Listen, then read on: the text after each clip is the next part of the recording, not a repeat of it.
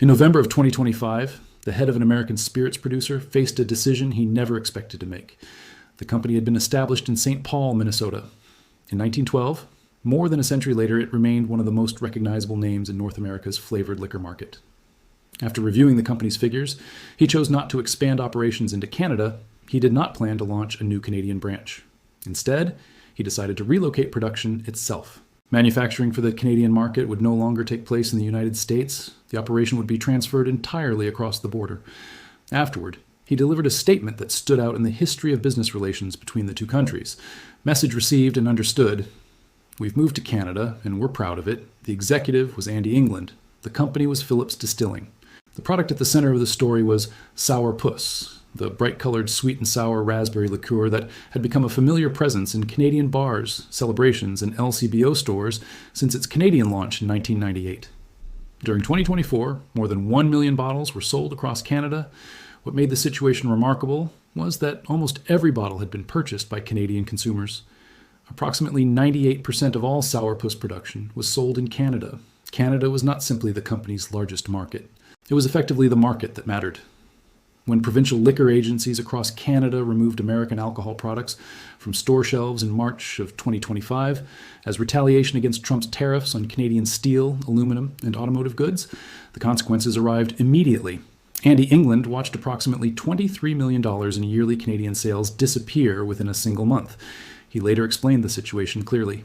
We literally lost our business in Canada. Faced with a reality where the country generating 98% of company revenue would no longer purchase a product manufactured in America, the company made a straightforward business decision. Production of sour puss in the United States came to an end. What followed became one of the most significant and least discussed economic stories of the trade conflict. The outcome was not a diplomatic agreement. It was not the result of a tariff settlement.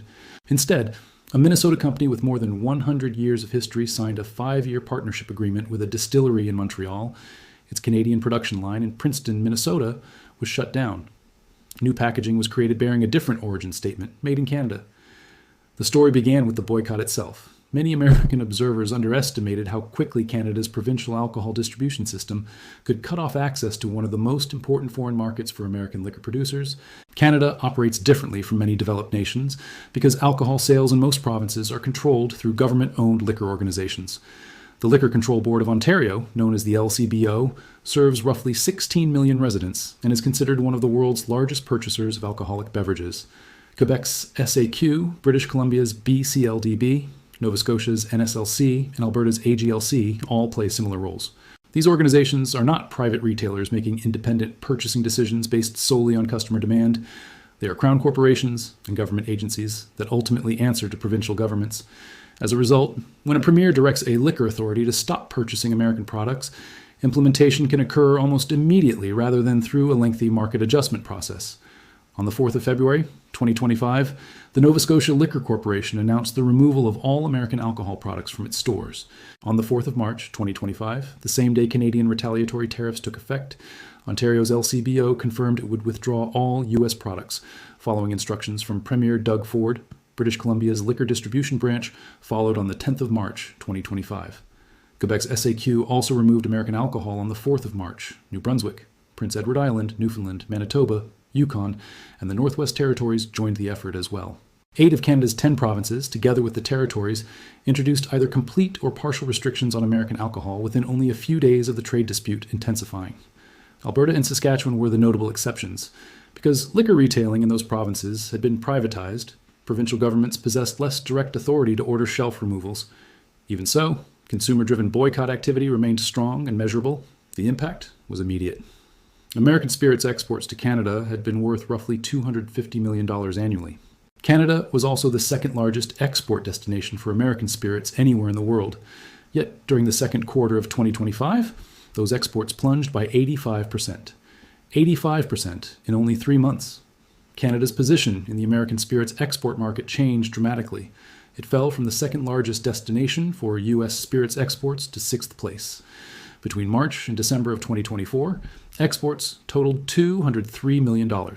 During the same period in 2025, that figure dropped to $60 million. The decline erased $143 million. The Distilled Spirits Council of the United States, the industry's leading advocacy organization, described the situation as deeply concerning and urged both countries to reach a solution as quickly as possible. According to Brown-Forman chief executive Lawson Whiting, the consequences were even more damaging than a tariff.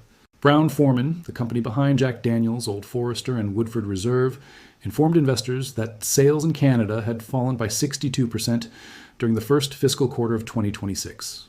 The company had already eliminated 650 positions, representing 12% of its worldwide workforce. At the same time, Jack Daniel's, one of the most recognized liquor brands anywhere in the world, faced a new reality.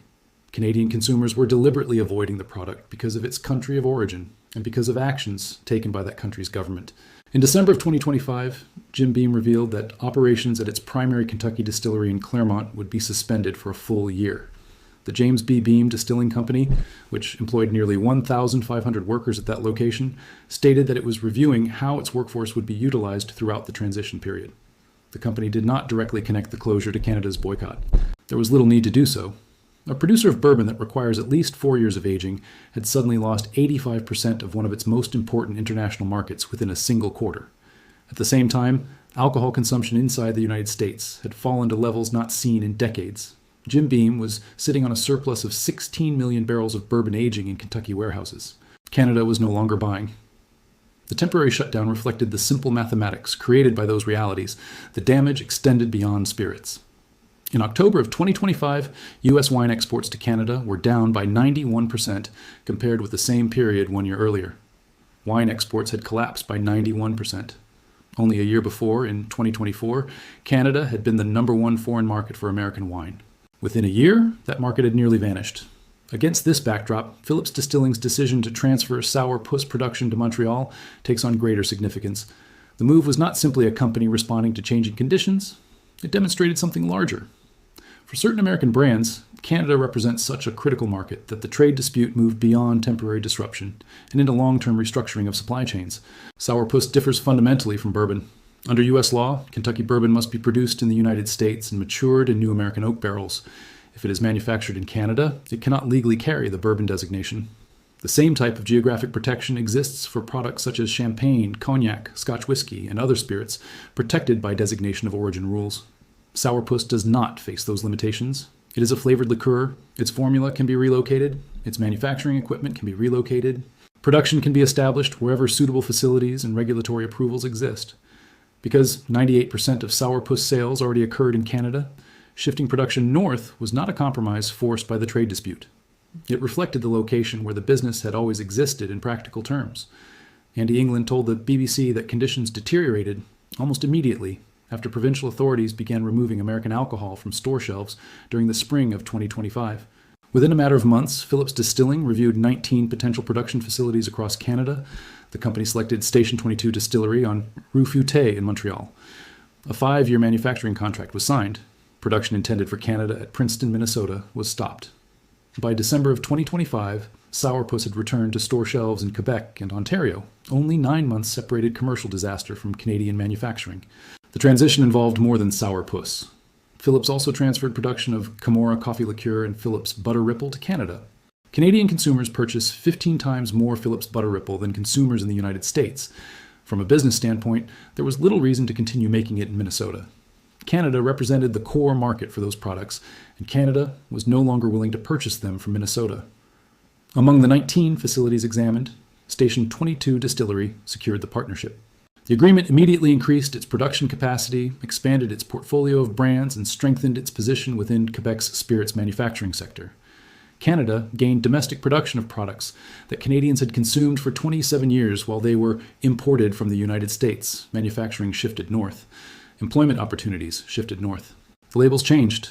The broader change in consumer behavior surrounding the Sour Puss story may prove more enduring than any individual production decision.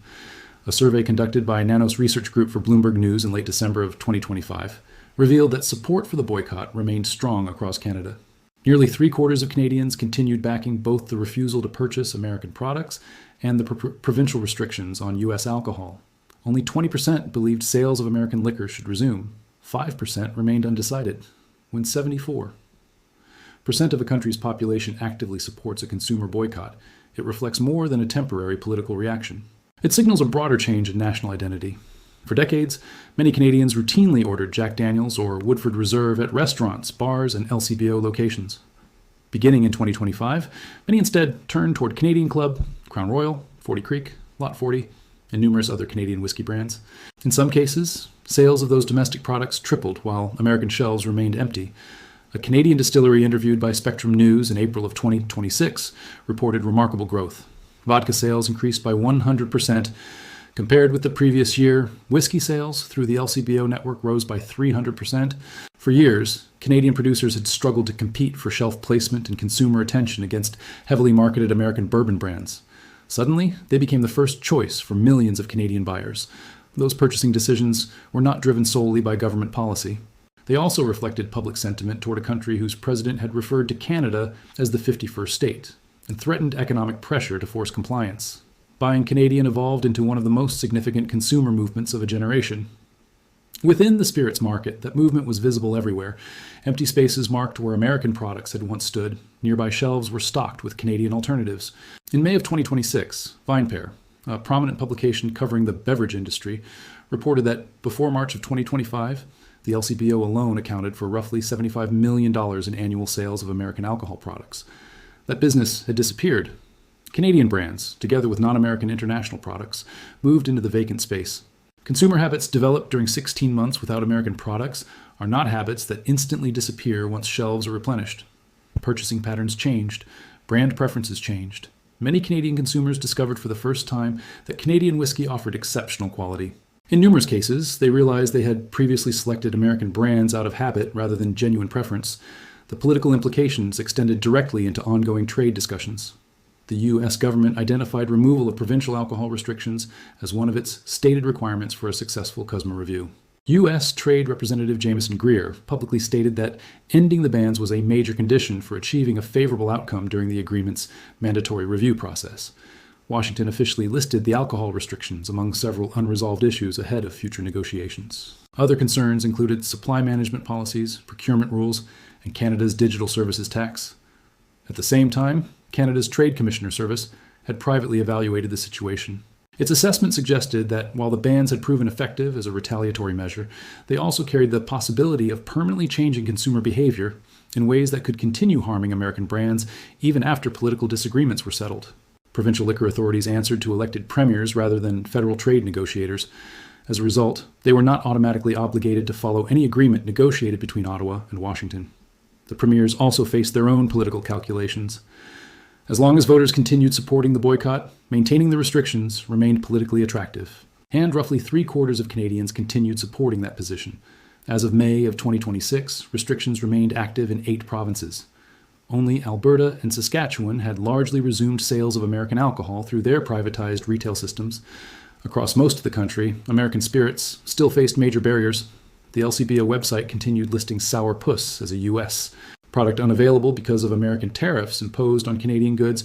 The classification remained in place even though Sour Puss was now being manufactured in Canada. Institutional records had not yet caught up with commercial reality. The market had already reached a conclusion. A Minnesota company had accepted it. Andy England summarized the situation in simple terms. The situation has clearly upset Canadians, and the provinces clearly want to buy liquor that's made in Canada. Then came the statement that captured the entire transformation. Message received and understood. We've moved to Canada, and we're proud of it. In many ways, that single sentence condensed the entire trade conflict into one business decision. It was not an ideological statement. It was not a political slogan. It was a company more than a century old, watching 98% of its customer base disappear and deciding to relocate where those customers remained. Production now takes place in Montreal. The jobs are now located in Quebec. The revenue remains inside Canada. And the label clearly states its place of origin. If you enjoyed this story, stay with us for more in-depth coverage of the economic, political, and social developments shaping North America today. Please leave your thoughts about this content in the comments below. Thanks for watching. See you in the next one.